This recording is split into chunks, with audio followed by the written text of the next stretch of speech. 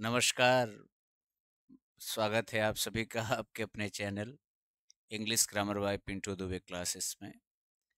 Welcome to all of you once again on your favourite channel English grammar by Pintu Dubey. Today we are going to read second part of the parts of speech, that is pronoun. आज हम सब pronoun पढ़ेंगे। देखिए, parts of speech में मैंने आपको बताया था कि दुनिया में कुछ भी बाहर नहीं है पार्ट्स ऑफ स्पीच के। If we have complete knowledge about the parts of speech, then we don't need to read extra. So this is very important for each and every student who is going to learn something about parts of speech or about English or about something. So it's very important that we have to get the rhythm, and that is parts of speech. Parts of speech की चर्चा हम कैसे करें pronoun की। जो pronoun शब्द है आप उसको अगर लेंगे तो वह दो शब्दों से मिलकर बना है, pro plus noun. Keep that point in your mind. Pronoun word दो शब्दों से मिलकर बना है, प्रो प्लस नाउन। अब प्रो का मतलब क्या होता है? प्रो का मतलब होता है अंग्रेजी में इन प्लेस ऑफ, और नाउन का मतलब आप जानते हैं नाउन ही होता है। अब इसका अर्थ देखिए, हमको क्लियर हो गया। डिफिनेशंस जो बनाई गई हैं, जिसको हम लोग रट्टा मारते हैं, मैं नहीं समझता कि आज के बाद आपको रट्टा मारने की जरूरत है। A word that is used in place of noun, in place of noun is called pronoun। याद रखिएगा हमेशा। A word that is used in place of noun, यहाँ इज लेंगे, that is used in place of noun is called pronoun. My friend always keep in mind, pronoun word दो शब्दों से मिलकर बना है। आपका पहला शब्द हो जाता है कौन? पहला शब्द आपका हो जाएगा प्रो, यानी ये। दूसरा शब्द आपका नाउन है। प्रो क्या है? प्रो लैटिन लैंग्वेज का उपसर्ग है। मैंने आपको प्रीफिक्स सफिक्स पढ़ाया है पहली वीडियो में। तो उपसर्ग क्या होते हैं? What is prefix? Prefix is added in the starting of a word to change its meaning. Prefix का प्रयोग वाक्य के पहले किया, शब्द के पहले किया जाता है उसका अर्थ बदलने के लिए। अब इसका मतलब अंग्रेजी में हो गया है इन प्लेस ऑफ। जैसे एक उदाहरण लें, एग्जाम्पल में हम लोग, जैसे Ram is going to school, Ram is going to school, he is my good friend. अब आप थोड़ा सा समझिए, राम विद्यालय जा रहा है और वो मेरा सबसे अच्छा मित्र है। यहां देखिए, यहां राम आया तो ये नाउन हो गया। यहां राम के स्थान पर हमारा ही आ गया तो इसी को हम कहते हैं प्रोनाउन। ठीक है, यानी ये word that is used in place of noun that is called pronoun.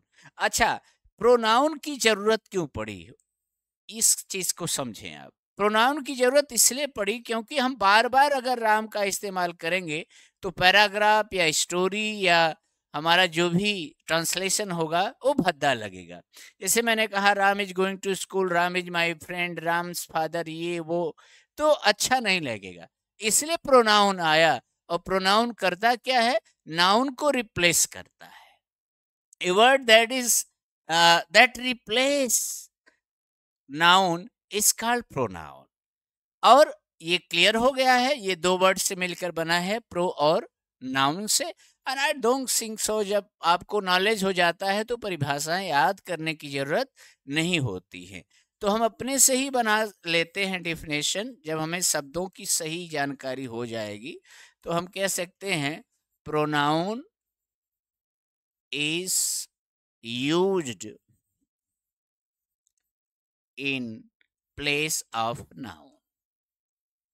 In place of noun, pronoun जो है नाउन के प्लेस पर यूज होता है, इसलिए हम इसको कहते हैं, नया नाम देते हैं, वो हमारा है प्रोनाउन। ठीक, इस चीज को आप हमेशा ध्यान देंगे।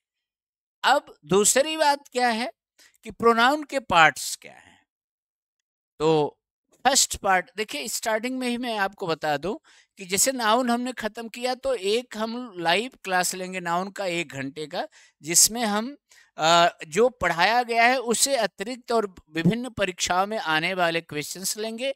और जैसे प्रोनाउन में स्टार्ट कर रहा हूं तो इसके इतने लंबे पार्ट्स हैं कि एक वीडियो में 2 वीडियो में कर पाना शायद संभव नहीं होगा, इसलिए हम कोशिश करेंगे कि आपको 25 से 30 मिनट का एक वीडियो अपलोड हो इस प्लेटफॉर्म पर। आप अच्छे से पढ़िए। देखिए, the question is not that a video is long और video is short, the question is about the knowledge. Video has depth और नॉट दैट्स इंपॉर्टेंट थिंग्स, कि वीडियो में गहराई कितनी है हमें वो देखना है। We have to see the depth of knowledge. वहां से जाके आप तो एक ही 25 मिनट में हम बता सकते हैं नाउन ये है, प्रोनाउन ये है, इसका ये होता है। तो आप ये जान लीजिए कि परीक्षाओं में जब आप बैठेंगे तो सबसे अधिक क्वेश्चन प्रोनाउन से ही बनता है। अब यहाँ पर देखिए, हम पहले पार्ट की ओर चलते हैं प्रोनाउन में। तो पहला पार्ट हमारा क्या है, पर्सनल प्रोनाउन।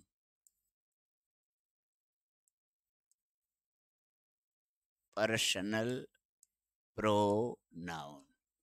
अब पर्सनल प्रोनाउन क्या है इसकी हम लोग चर्चा करेंगे। पर्सनल प्रोनाउन क्या है, यानी अ प्रोनाउन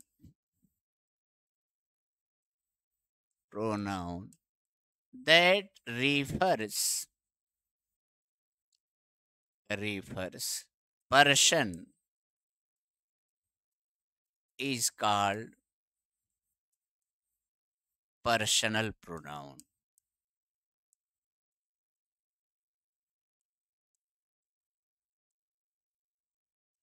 यहां एक चीज आप समझिए कि पर्सन को जो शो करेगा वो हमारा पर्सनल प्रोनाउन हो जाएगा। Place, thing, that is called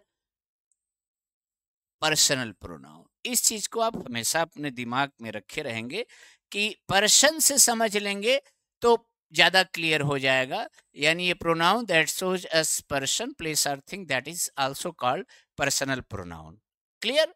अब दूसरी बात ये हो जाती है कि पर्सनल प्रोनाउन के कितने पार्ट होते हैं। तो पर्सनल प्रोनाउन के 3 पार्ट होते हैं। पहला पार्ट आपका होता है फर्स्ट पर्सन। फर्स्ट पर्सन क्या है, अगर इसको आप डिफाइन करना चाहें तो फर्स्ट पर्सन को आप कह सकते हैं the speaker of the sentence. The speaker of the sentence is called first person. ये डिफिनेशंस जल्दी आपको मिलती नहीं है, इसलिए बड़े ध्यान से पढ़िएगा। वाक्य का जो स्पीकर होता है वो स्पीकर हमारा जो है वो स्पीकर हमारा फर्स्ट पर्सन होता है। इस चीज को आप ध्यान दीजिए। अब स्पीकर में क्या कहेगा, I, me, my, mine, we, our, us, hours.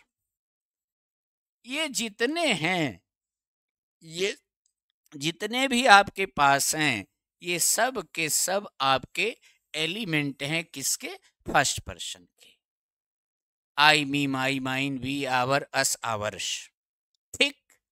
First person में हम लोग जब छोटे थे तो एक क्वेश्चन लोग पूछ लिया करते थे, याद आ गया तो मैं थोड़ा सा आपका मूड फ्रेश करता हूं।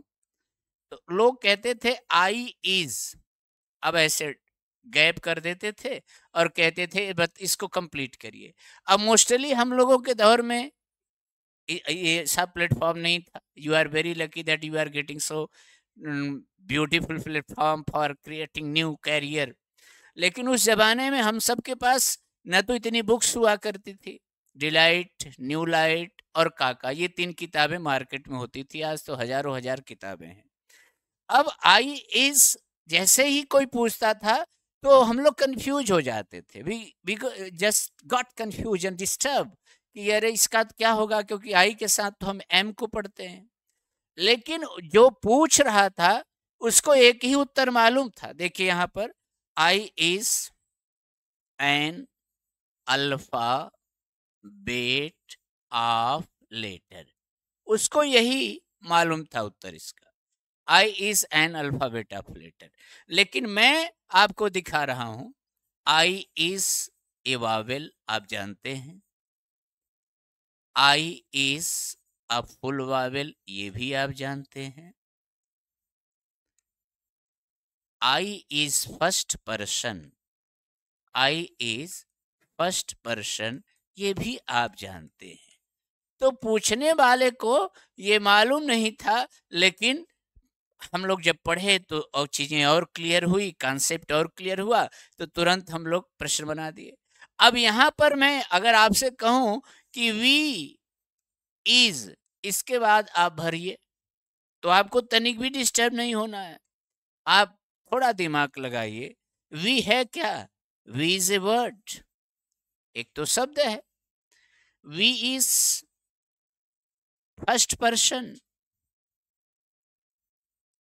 तो कहने का मेरा आशय इतना है कि किसी के पूछने पर बहुत हमको डिस्टर्ब नहीं होना चाहिए। जो चीज़ें हम जानते हैं उनको हम अच्छे से पढ़ें, और अच्छे से जब हम पढ़ेंगे तो निश्चित रूप से चीज़ें और बेहतर ही होंगी हमारे लिए, इसमें कोई संदेह नहीं है।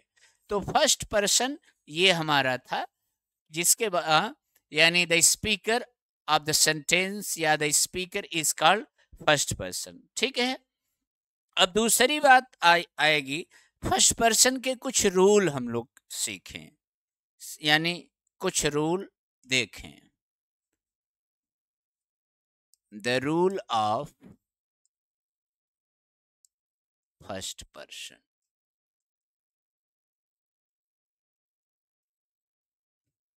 फर्स्ट पर्सन के रूल क्या होंगे? जैसे 2 चीजें अभी मैंने ली और उन दोनों चीजों पर हम लोग चर्चा करेंगे। चर्चा क्या है कि फर्स्ट पर्सन के रूल्स क्या है, और रूल अगर हमको आ जाए तो कोई दिक्कत नहीं होती है, चीजों को आसानी से हम लोग समझ लेते हैं। अब यहां पर देखें आप थोड़ा सा कि पहला रूल हम लोग क्या ले सकते हैं। जैसे माई और माइन में क्या डिफरेंस है, याद रखिएगा। इसका भी अर्थ मेरा, मेरी, मेरे, मेरा, मेरी, मेरे, और इसका भी अर्थ वही होता है, माइन का भी। तो दोनों में हमको डिफरेंस करना पड़ता है। जैसे यह मेरी किताब है, तो ट्रांसलेशन हम बनाते हैं क्या, this is my book, this is my book. अब अगर इसी को हम ऐसे कह दें, यह किताब मेरी है,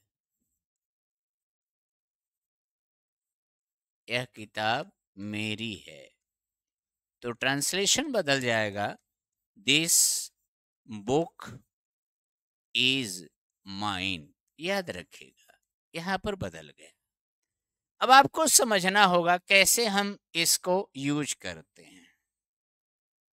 देखिए यहां पर क्या था, मेरा, मेरी के पहले आपका नाउन था किताब, और यहां देखिए आप, मेरा, मेरी, मेरे, यहां देखिए यह मेरी किताब है, तो है के पहले आपका नाउन आ रहा है। इस चीज को आप ध्यान दें, बहुत इंपॉर्टेंट चीज है। यानी है के पहले किताब आ रहा है, यानी नाउन आ रही है, तो हम वहां पर क्या कर रहे हैं, माई का प्रयोग कर रहे हैं। लेकिन अगर इसके पहले क्या आ जाए, अगर इसके पहले आ जाए रिलेटिव मेरा, मेरी, मेरे, तो हम वहां पर माइन का प्रयोग करते हैं, तो दिक्कत नहीं होनी चाहिए। अगला ट्रांसलेशन हम लोग ले सकते हैं से, यह मेरा झोला है,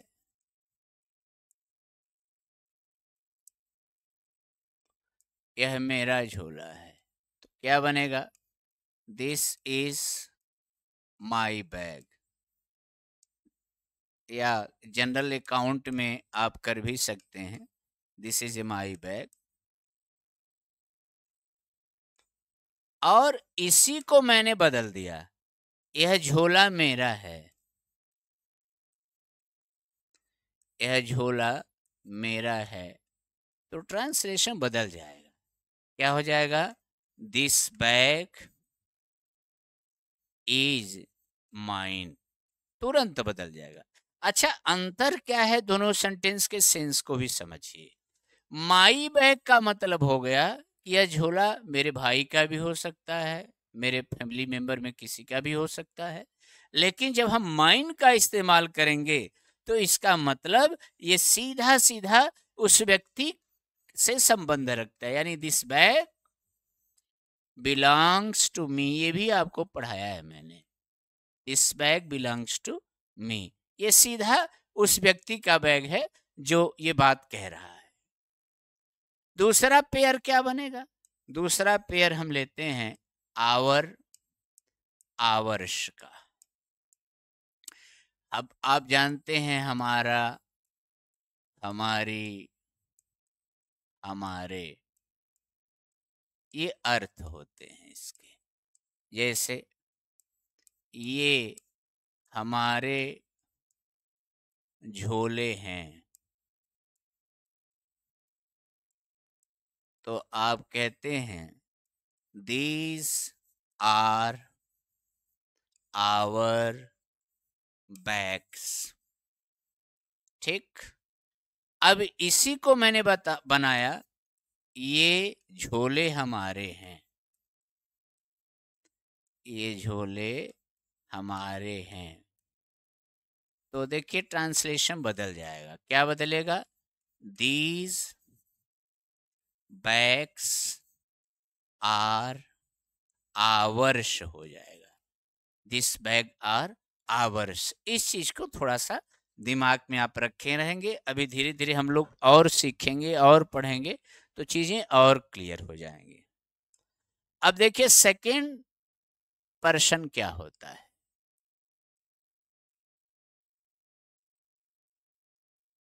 सेकंड पर्सन, सेकंड पर्सन क्या होगा, इसे संस्कृत में आप पढ़ते हैं प्रथम पुरुष, मध्यम पुरुष, उत्तम पुरुष, वैसे ये अंग्रेजी में फर्स्ट पर्सन, सेकंड पर्सन। अब listener is called the second person,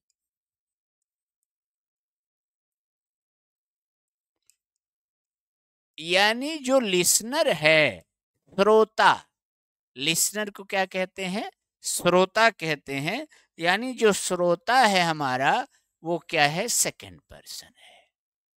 अब कैसे आप समझेंगे, क्लास चल रही है और टीचर ने आपसे कहा कि स्टैंड अप, तो आप खड़े हो जाते हैं, जबकि उसने ये नहीं कहा कि तुम खड़े हो जाओ, उसने आपकी ओर देख करके सिर्फ यही कहा स्टैंड अप, तो आप खड़े हो गए, इसका मतलब आप लिसनर हैं, और वो क्या है, स्पीकर है, इसलिए वो फर्स्ट पर्सन है, और ये आपका सेकंड पर्सन हो गया। अब सेकंड पर्सन के एलिमेंट्स क्या है, you, your, yours,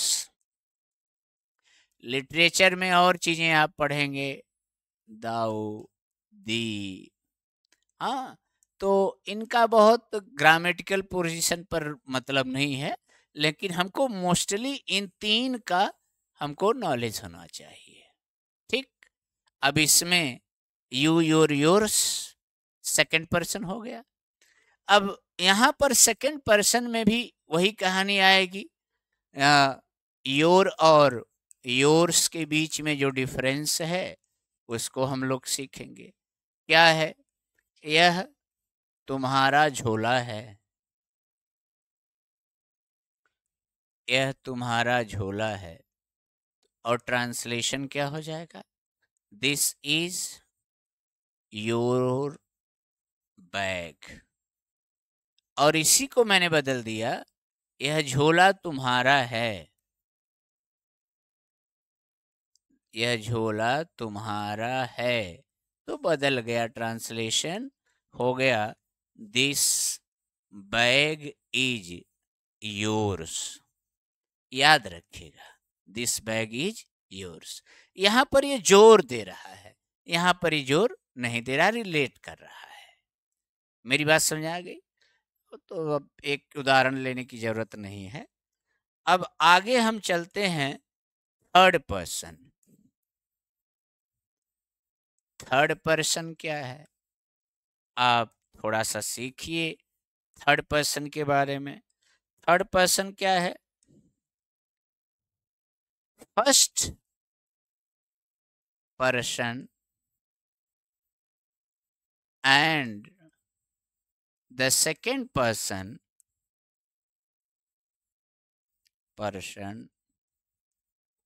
always talk about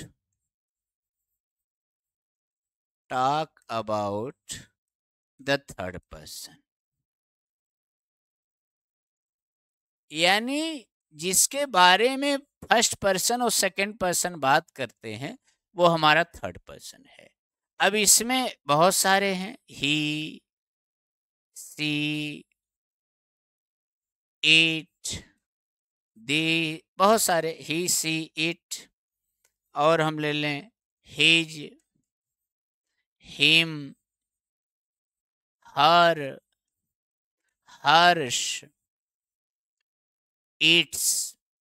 तो ये सब जो हैं वो आपके एलिमेंट हैं, बहुत सारे हो जाते हैं। दे है, दियर है, दियर्श है, ये सब आपके बन जाते हैं थर्ड पर्सन। अब कहानी फिर वहीं पाएगी। यहां पर आप देखिए, हिज है, हिम है, हर है, हर्ष है, इट्स है, दे है, दियर है, दियर्स है। अब इसको हम लोग ट्रांसलेशन में समझें। अगर हम ऐसे करें, ट्रांसलेशन ले लें कोई एग्जाम्पल में।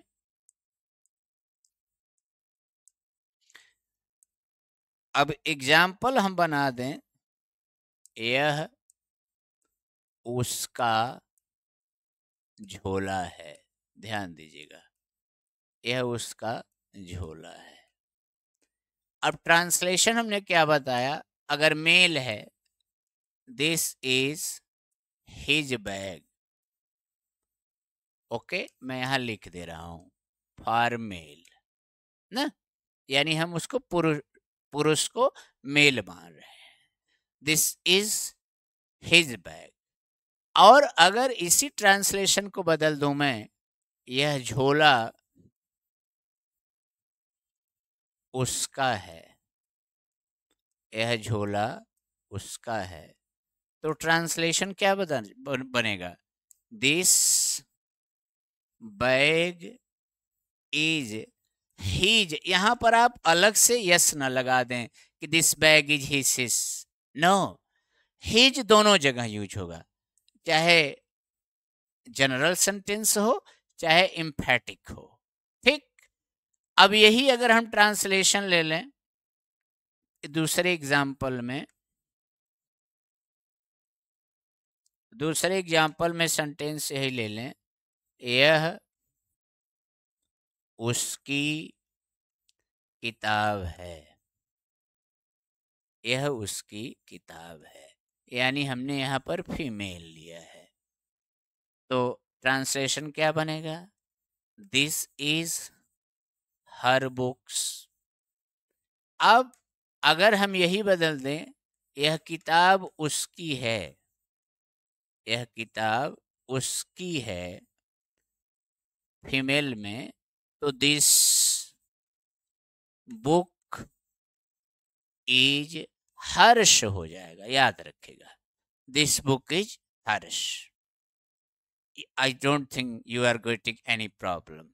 अब आपने फर्स्ट पर्सन पढ़ लिया और सेकंड पर्सन पढ़ लिया, थर्ड पर्सन पढ़ लिया। अब बात थोड़ा सा आगे की हम लोग सोचें, बहुत अच्छी चीजें आप सीखेंगे। एक कोई बहुत बड़ा क्लास जब समाप्त हो जाएगा प्रोनाउन, तो फिर हम लोग लंबी क्लास करेंगे।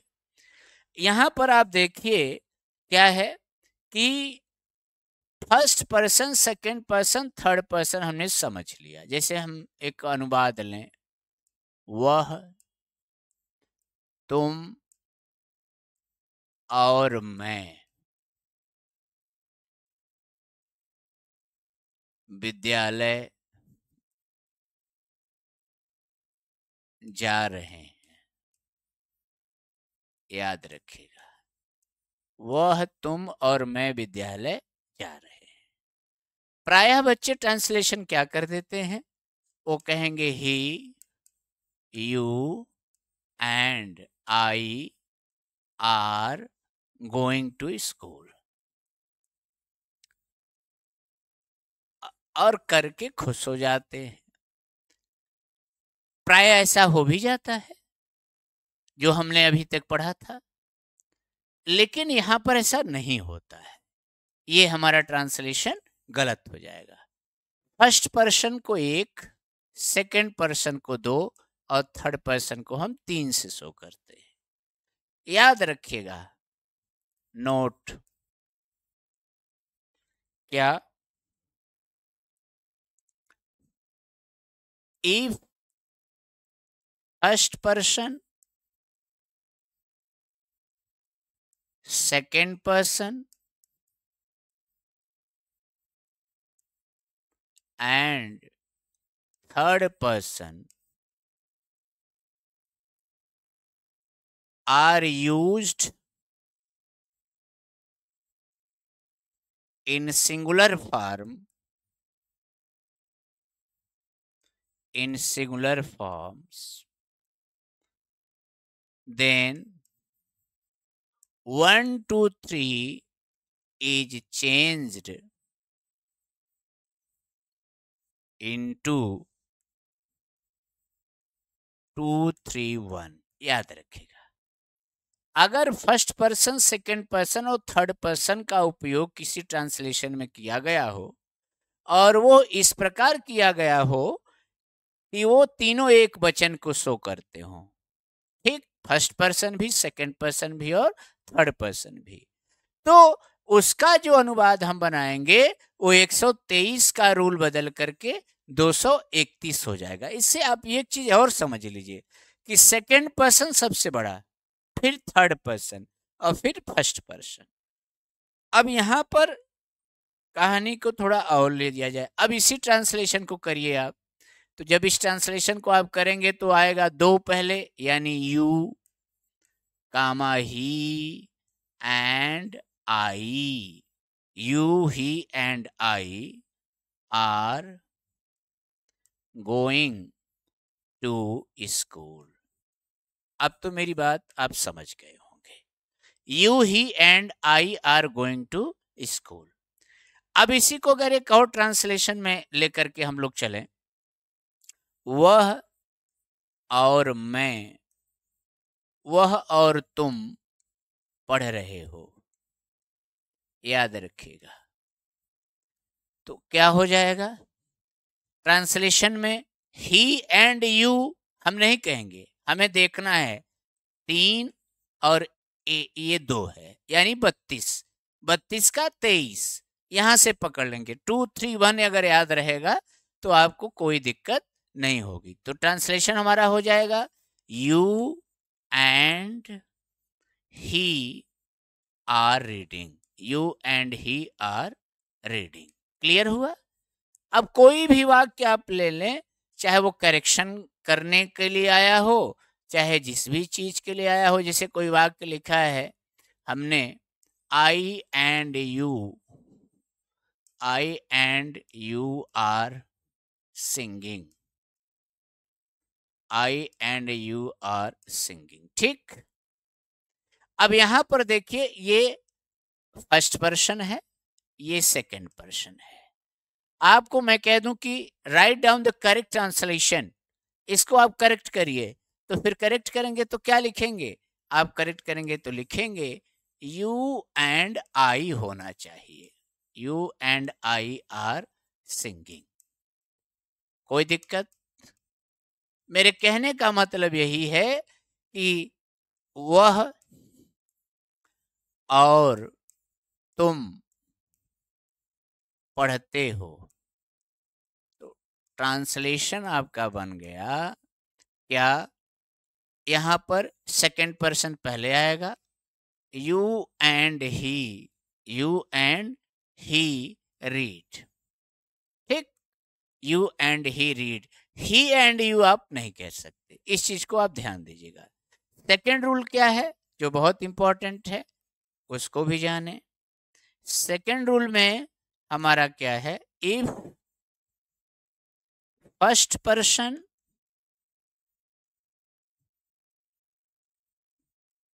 Second person third person are used in plural forms, then 1, 2, 3 will be remained, will be remained। तो 123 का हम 123 ही रखते हैं, फिर उसमें अलग से कुछ करने की आवश्यकता नहीं होती। ट्रांसलेशन ले लें, वे लोग, हम लोग और तुम लोग पढ़ते हो। वे लोग, हम लोग और तुम लोग पढ़ते हो। तो यहाँ से आपको देखना होगा कि ये प्लूरल हैं तीनों, वे लोग, हम लोग और तुम लोग। तो ये फर्स्ट पर्सन, ये सेकंड थर्ड पर्सन, ये आपका सेकंड पर्सन हो गया। यानी वहां क्या रूल बता रहा है कि 123 का 123 ही होगा। इसका मतलब हमको पहले वी लेना है, वी कामा फिर यू एंड दे, पढ़ते हैं तो रीड हो जाएगा, कोई दिक्कत नहीं है। अब कोई और ट्रांसलेशन ले लें थोड़ा सा, जैसे हमने यहाँ पर एक एग्जांपल लिया, हमने लिया तुम लोग और हम लोग पढ़ते हैं। तो यहाँ पर ट्रांसलेशन प्राय बच्चे कर देते हैं, वही एक 231 का रूल लगा देंगे, लेकिन आपको देखना है कि 231 रूल यहाँ पर नहीं लगेगा। यानी we and you, we and you पढ़ते हैं, दैट मीन्स रीड। क्लियर? अच्छा, एक और आपको चेक करने के लिए हम ट्रांसलेशन ले रहे हैं कि राम, श्याम और मोहन, राम, श्याम और मोहन गीत गाते हैं। राम, श्याम और मोहन गीत गाते हैं। अब आप जरा ध्यान से बताइए इसका ट्रांसलेशन हम कैसे करेंगे? इसका ट्रांसलेशन करने के पहले आप ध्यान दीजिए, ये भी थर्ड पर्सन है, ये भी थर्ड पर्सन है, ये भी थर्ड पर्सन है। अब 333 को यानी 333 को हम जब भी लिखेंगे तो 333 ही बनेगा। जब भी हम 333 लिखेंगे तो 333 ही बनेगा। इसका मतलब इसमें कोई भी सब्जेक्ट आगे पीछे हो उससे कोई दिक्कत होने वाली नहीं है। हम ऐसा भी कह सकते हैं, राम कामा Shyam and Mohan Singh a song. ठीक, या हम और भी कुछ कह सकते हैं, Shyam, कामाराम and Mohan Singh a song. आप कुछ भी कह दीजिए, Mohan, Shyam and Mohan, Sohan and Shyam Singh a song. तो कोई दिक्कत नहीं, क्योंकि हमको ये पकड़ लेना है कि 333 में कोई भी बदलाव आप करेंगे, आप ऑलवेज 333 ही पाएंगे, तो इसमें कोई दिक्कत नहीं होगी। तो प्रोनाउन के, पर्सनल प्रोनाउन से ये कहानी यहीं पर। और अगर आपको कोई दिक्कत है कहीं भी, तो you may ask your question in comment box. Video को पॉज करके नोटबुक बनाएं, बार बार देखें, और एक बार अच्छे से आप देख लेंगे तो मुझे पूरा विश्वास है कि आपका कॉन्सेप्ट बहुत अच्छे से क्लियर हो जाएगा। बहुत बहुत धन्यवाद। Thank you very much.